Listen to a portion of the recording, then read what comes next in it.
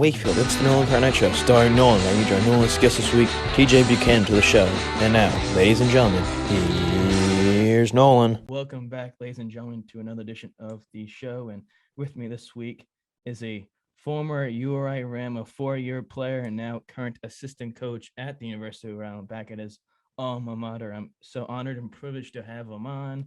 He is the one and only TJ Buchanan. TJ, how are we doing today? Good. I appreciate you having me on. Of course. Well, and this isn't, me putting you on or anything. It was when I was putting together a list of people that I wanted to have on one day, I said, this man's doing something at URI, not only as, a player watching him and watching him playing, but as a coach, I want to one day get the chance, and, I'm privileged and honored to do this with yourself. So thank you. No, I appreciate it, Nolan. Thanks. So as I like to do, I like to catch up with my guests. So how's life for TJ so far right now? It's good, man. It's a busy time right now. Just preparing. We're in our preseason right now, so we were in our preseason. We're getting ready for tip on Thursday, but we just been preparing, man, and just trying to put everything in place so we can have a successful year this year. We know. Our backs are against the wall as a team. We feel like a lot of people have doubted us out this year just because we didn't have the best year last year with the COVID situations and everything. I thought our guys did a good job of fighting through that whole situation. But I think now we're in a different mindset, and we just want to continue to keep that mindset and continue to keep the work ethic, and hopefully we can have some success this year. And that's something I kind of want to discuss. I mean, I have several things I want to discuss, but one of the things you mentioned, the pandemic, and that's, obvious nowadays. For you as a role model for these players, how do you make sure, and specifically, I guess you could say the newer players that, have been through this entirety, but how do you make sure that positive environment still during these interesting times? No, it was rough, man. Last year was rough, man. Being with the guys, them being away from their families, I think was probably the hardest thing we had to go through last year, because they were with us for almost 10, 11 months of all last year. So we all went through the pandemic together. But I think our guys, they fought through it, man. I think they all matured, and I think they all learned a lot about each other, spending that much time with each other. And I think it's gonna really pay off this year. So we just try to keep it positive, man, and just take it one day at a time and just continue to work. One thing we can't control is our work. So Why not attack it every single day? What does, and this is, been out for a while now, but fans are now back at the Ryan Center, and obviously, precautions are, put in place as they should be to safety and whatnot. But from your perspective, this wasn't a thing similar when you were playing, but now coaching, this is a situation. What does this do for the program in your eyes? Oh, it's huge for our program. It's huge for our players. It's huge for us as coaches. We feed off the energy in the Ryan Center. It's like no other place you'll play at. It's genuine love there, and you can feel that from the fans, from the students, from all your supporters and stuff like that. So going through last year and that gym being empty was brutal. It was brutal when we needed the most. They weren't there for us. So and we're just excited to get after it this year and have the Ryan Center rocking and rolling. We know it's going to be a lot of fun this year and a lot of excitement when our guys are just enthused to get out there and just show off what they've been working for the last year and a half. Does this whole thing of bringing fans back sort of give them enthusiasm to I don't want to say, put forth more energy, but sort of, have more of a tenacity to want to, do better for them? No doubt, man. That's huge. Our fans are great. They're loud. They're energetic. So our guys feed off of that more than you know. I know for me, speaking from existence as a player, I fed off of the crowd in the Ryan Center just because I knew my team needed it. And so if our team needed an energy play, I was the guy to try to create that energy and try to create that energy back in the arena. So I know our guys are looking forward to being able to have that energy back in the arena, those fans going crazy, those Keeney blue T-shirts all over the place. We're just excited for that. Well, it's been rough, and it's as a fan perspective, I missed going to that because I guaranteed myself that I was gonna try to make every single home game that I could, right? behind There we go. that home basket. And this year, Yeah. it's gonna be the same. I'm a little disappointed. There's a few games I have to miss because I'm on the club tennis team, but Oh, okay. I'm gonna be there as best I can. But no, it's definitely something that I'm sure is a big factor for that. On another note, there was a new addition to the coaching staff this year. How's that been like so far, having this new colleague? Oh man, having Coach Bowles, another fellow URI alum, be with us has been huge. He brings a lot of experience. He brings a lot of energy every day. He's a fun guy to be around. He's a fun guy to talk to pick his brain, and just be able to talk about his relationship with Jason Kidd, who he coached in college, and different pros that he coached in college or in the NBA when he was in with the Toronto Raptors. It's been tremendous, and I think he's going to give us something that we truly needed for this program and for this team. Is it sort of a, I don't want to say replacement, but sort of, you know, a fill, no, I don't want to say fill in either, but more of a, you know, a filling back in the spot that John used to have before he left, since, you know, they both sort of had the same situation? Yeah, with John, you mean with John Carroll, correct? Yeah. Yeah. John was a guy that brought a lot of experience and a lot of wisdom to our program and to our team. So I would say that, but I think Bowles even gives us something even different. Would even be just because he played here for the university, so he has a different love when you play for the university or for your own university. It's a different love, and I think he shows that every single day with his energy and with his efforts. Now, I want to, although sometimes it's not the most fun thing because it may age a person, but I like to turn back the clock and go back in. Here we go. Back in time. Now, you grew up in Michigan, Kalamazoo. I don't know what the basketball situation was like there growing up. Obviously, I'm not from there. But what was it like for you growing up? What was the basketball scene like? Was it, you know, busy and rampant and stuff? Oh yeah, it was definitely busy and rampant. As soon as all the sports were. My dad and my mom and my grandmother, they did a great job of keeping me busy at a young age. Kalamazoo is not the best place to grow up, just because there's a lot of different things going on and a lot of distractions. So they did a good job of trying to keep me on the right path and in my mindset, and just trying to help set myself up to be successful the best I can, which I'll forever be grateful for that. But yeah, I was super busy growing up as a young kid. I started playing basketball around like 5 or 6, and I got pretty good at it pretty quickly. So once the AAU teams, the local AAU teams and travel teams found out I was pretty good, that's when the whole process for me really began. Just traveling the whole Midwest, or traveling to Florida, to Orlando, Florida, to play in the AAU Nationals at the age of 8 or 9, which were great experiences for me. Was a huge deal for me because I knew basketball was a sport that I kind of use it as an outlet for me to get out and see the world, to meet people, to just expand my horizon. And I feel like I did a pretty good job with that, especially coming from Kalamazoo, Michigan. But we're kind of known for our sports and our athletes. Derek Jeters, the Greg Jennings, guys like that, who Isaiah Livers, guys like that who've taken basketball or football and took it to a whole new atmosphere and just paved the way for us to try to shoot for the stars. Now,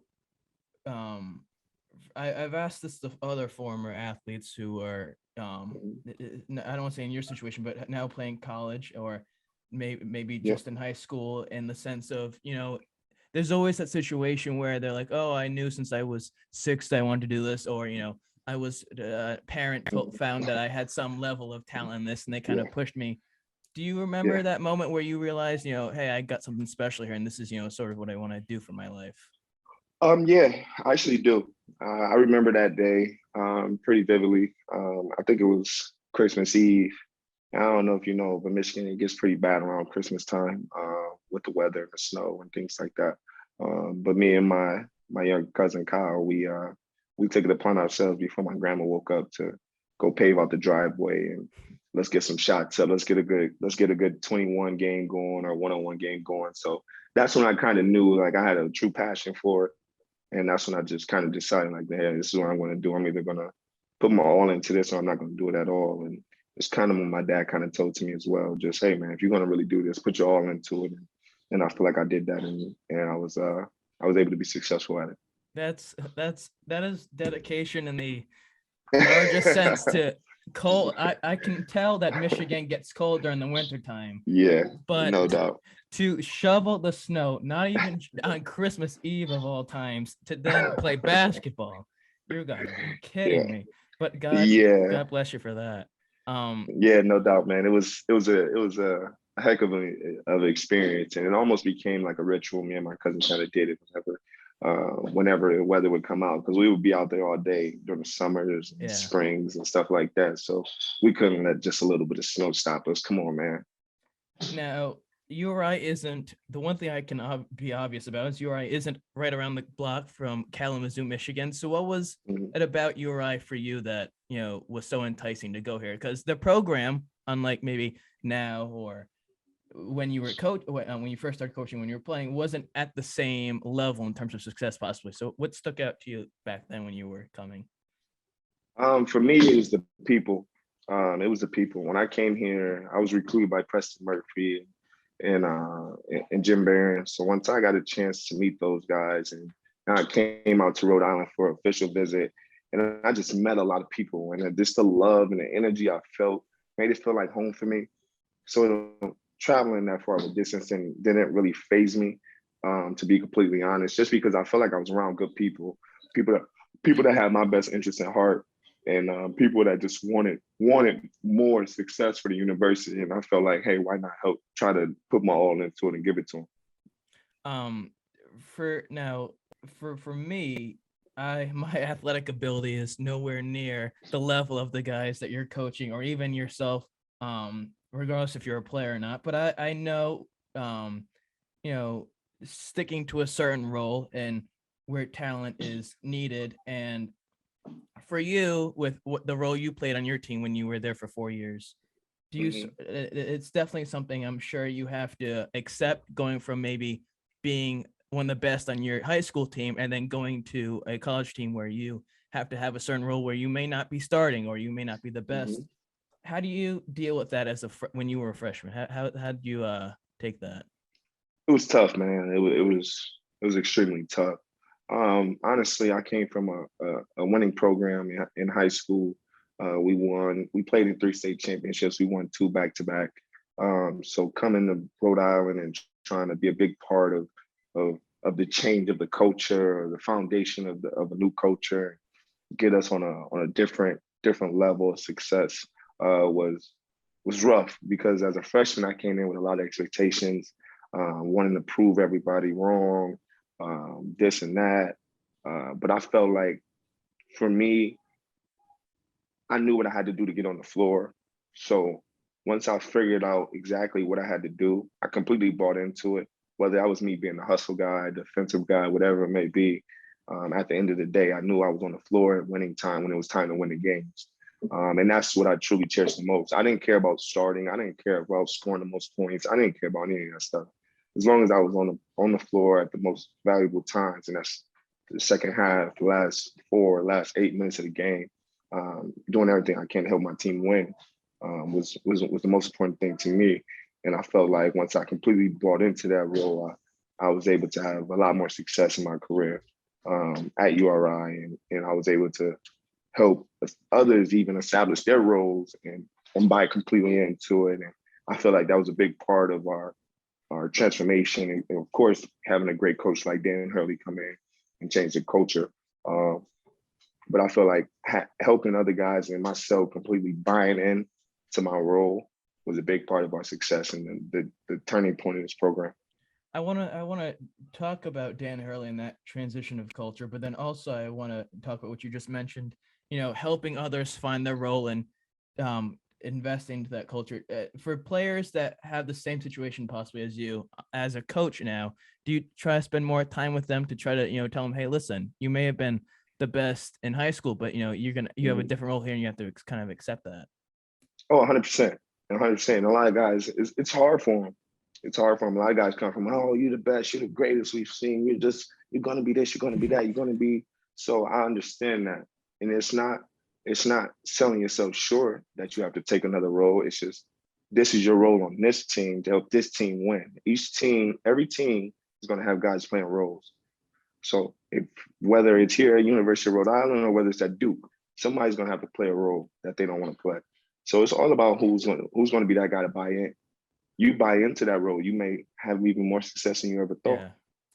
So it's just showing those guys it's not about the short-term success right now, because roles change after a while. Yeah. So when guys buy into a certain role, hey man, you just making yourself better. Now you're saying you can do this and you can do this to help affect your team win. So it was more so about the long-term goals, is what I try to explain to these guys. Don't look at the short-term success. Let's look at the long-term success.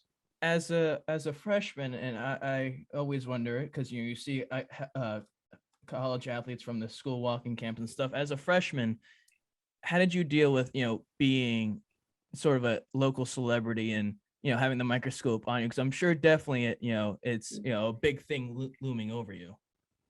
Oh man, it's a huge thing looking over you, and you got everybody watching you, and it's a big responsibility. So I was a guy that's never act different. No matter what circumstances I'm in, I was always myself.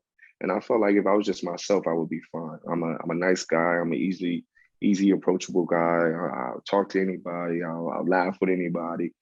Just because I'm on the basketball team didn't mean I couldn't have a conversation with guys in frats or whatever it may be, just regular students. So I just wanted to expand myself throughout the campus, and I feel like I did a pretty good job of that during my time, especially in my freshman year. Now, you touched upon it briefly a few seconds ago. Dan Hurley coming in, and he was there at for the remainder of your time there after your first year. How was that change in terms of culture as well as success he brought for you as a player? It was probably the hardest thing I ever went through, to be completely honest. I don't know if you know much about Coach Hurley, but he's an intense guy. So going from what the culture we had to the culture that he was bringing in was, I just remember our first workout. I don't think any of us made it through, to be completely honest, just because it was that hard, it was that intense, and he put you in circumstances where things weren't easy, so you had to figure it out. So I think that was the biggest thing, just figuring out how to perform in intense in tough situations, and he put us in those every single day. For you, your senior year, you make it to the NIT tournament, then you graduate. What were your future aspirations in terms of the sport of basketball at that point? Well, leading up to my senior year, I had prior conversations with Coach Hurley and the staff about me possibly joining the staff and becoming a coach. But I also let them know, hey, I think we're going to have a really good year this year. I think our team's really good. I think I'm going to have a good year.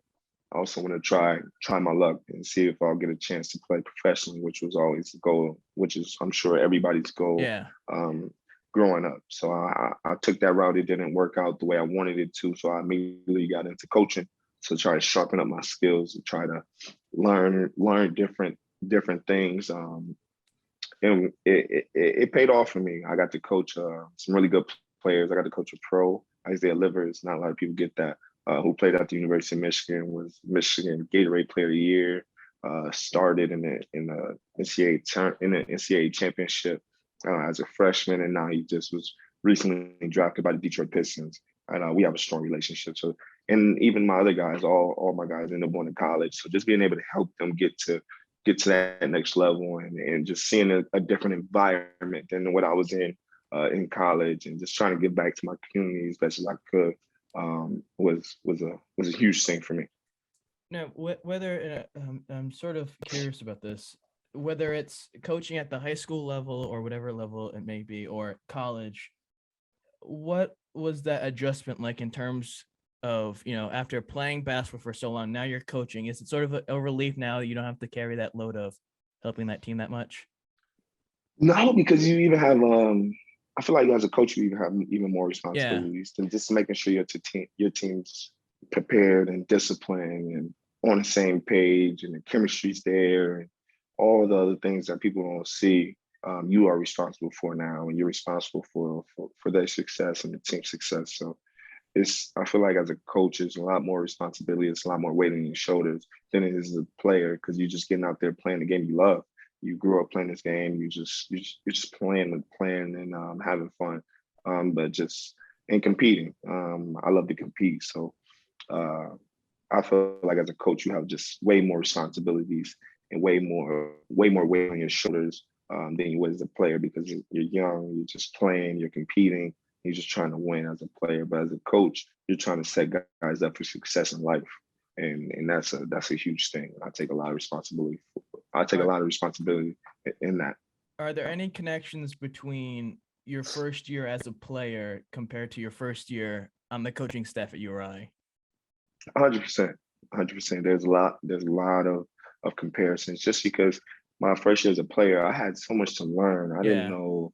I had so much to just digest, and I feel like I did a pretty good job at it. The same thing as coaching. As a player, you only see so much of what goes on. So when my first year of coaching, I'm looking back like, whoa, this is everything that goes on back here. This is everything you have to deal with. This is on a daily basis. You have to have everything prepared like this, and such and such, and whatever it may be. But I feel like they go hand in hand.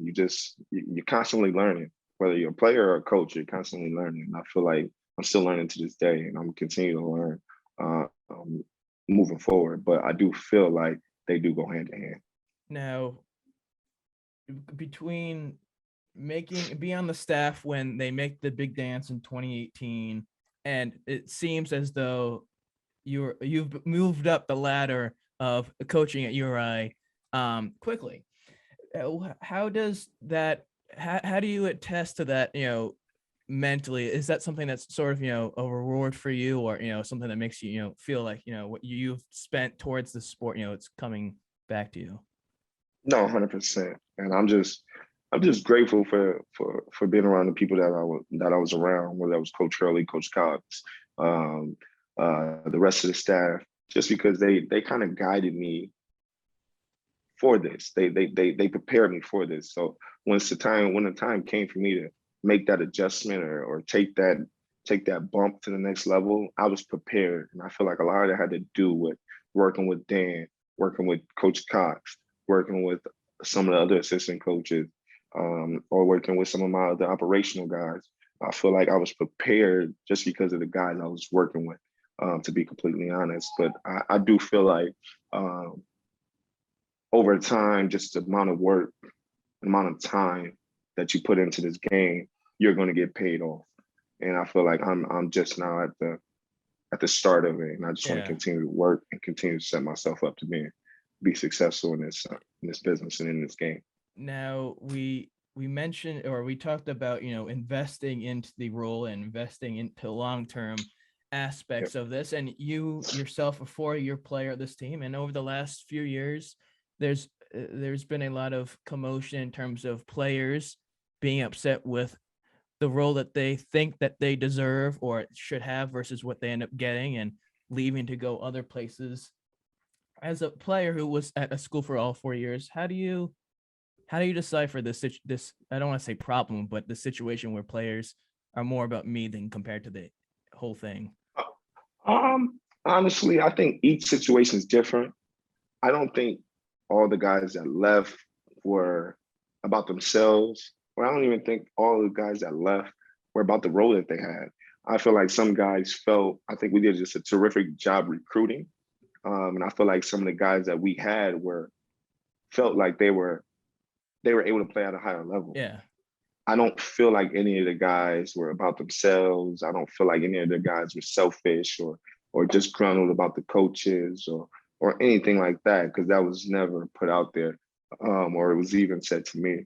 I feel like these guys just felt like they put in the work, they had success at our level, and it's just what today's game is, especially college basketball. They're shooting for the stars, and I feel like those guys did everything they could for us to help us win. But at the end of the day, this is a business, and we all know that. So they took the higher road, and they wanted to. And we never left off on any bad foot with anybody. So I don't think it's so much about being disgruntled about their role or short-term or long-term things. I just felt like they could play at a higher level, which we can't honestly Yeah. be mad at them for that, because I feel like we have to take we just have to take pride in our recruiting, to be completely honest. We recruited high level guys that end up coming to us. We help develop them and get them better. And now they're playing at a higher level. So, or they're playing at a lower level just with a bigger role. Yeah. I don't think it was so much about the roles or the coaches or whatever, the program at all, to be completely honest. Now, well, at least, you have that sort of aspect where, it's still positive and you look at it from that angle. Now, we talked about it a little bit at the beginning with, preseason and just finishing that, and now heading into the regular season. After the time you've had training camp and the preseason games, where do you see this team going this season? I feel like we have a team that's set up to finish in the top 4. I feel like we have really good guards, we have really good wings, we have tremendous bigs and length and athleticism, and I feel like our buy-in this year is a lot better than it was last year, just because of all the circumstances with COVID and the protocols and practice habits and stuff like that. Weren't where we wanted to be last year, but I feel like this year we have the team that's set up to win an A10 championship. If we have the buy-in, if we have the camaraderie and the right culture, I feel like we can cut the nets down at the end of the day. Now, I want to end with this. This is the one word segment that I have. And each week, what I do is, for those who don't know what it is, and I'll let you know what it is, people out there, what this is whoever the guest is each week, I like to try to put together a list of things that have something to do with that person. They do their best to come up with a word or two or a sentence. It's not supposed to be like you're talking to your psychologist or something, but some people think it's that. So Mr. Buchanan, are you ready? I'm ready. Rhode Island.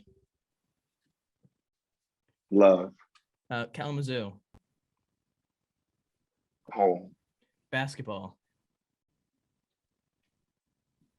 My heart. Jim Barron. Great guy. Dan Hurley. Intense guy. Rhodey Ruckus. My guys. I love them. And last but not least, TJ Buchanan. Bleeds Kenny Blue. Well, sir, I want to say sincerely, and I'll continue to say it, thank you so much for taking the time out of your evening and day to do this for me. It means a lot, and I'm very appreciative of this. Hey, Nolan, man, I appreciate you having me on, man. Anytime you need me or anybody from our program, don't hesitate to reach out, and good luck with everything moving forward. Okay, thank you very much. I plan on doing as much as I can and attending as many games as I can this season. Well, everyone out there, if you enjoyed what you watched and got a crack out of what happened in this week's episode, do us a favor, subscribe on YouTube, like, follow, share, comment, all that fun jazz to help grow this, because eventually one day this is going to be like the Joe Rogan experience. It's going to have millions of subscribers and views, and you're going to look back and say, darn, that episode with TJ Buchanan was amazing. If you want news and updates regarding the podcast, follow on Instagram, Nolan Carr at Night, and on Twitter, Nolan at Night. TJ, is there anything you want to plug that you feel? And if you don't, then you certainly don't have to. Just come out and support, man. We got a good team. It's going to be a lot of fun this year, and we're looking to bring home another A10 championship. Just go Rhodey. That's right. Well, that's it for this week. And in the words of Johnny Carson, I bid you all a good night till we see you.